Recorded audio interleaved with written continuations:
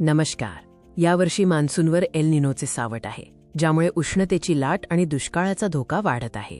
चला, या महत्त्वाच्या हवामान बदलांबद्दल अधिक माहिती घेऊया. ही बातमी के.आर. मंगलम युनिव्हर्सिटीद्वारे सादर केली जात आहे. यावर्षी सामान्यपेक्षा कमी पावसाच्या अंदाजामुळे मान्सूनवरचे संकट अधिक गडद झाले आहे. पॅसिफिक महासागरात वेगाने वाढणाऱ्या तापमानामुळे एल निनो अपेक्षेपेक्षा लवकर येण्याची शक्यता आहे.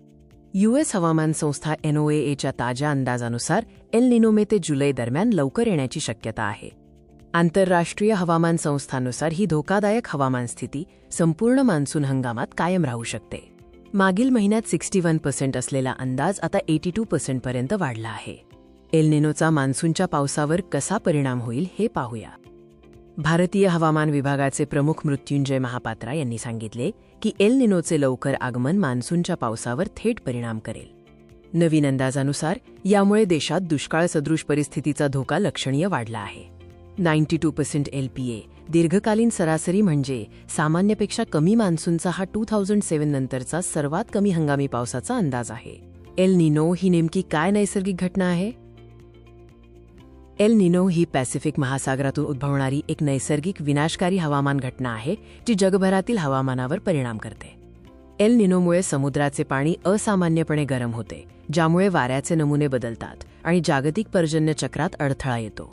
यामुळे काही ठिकाणी तीव्र दुष्काळ तर काही ठिकाणी पूर येतो.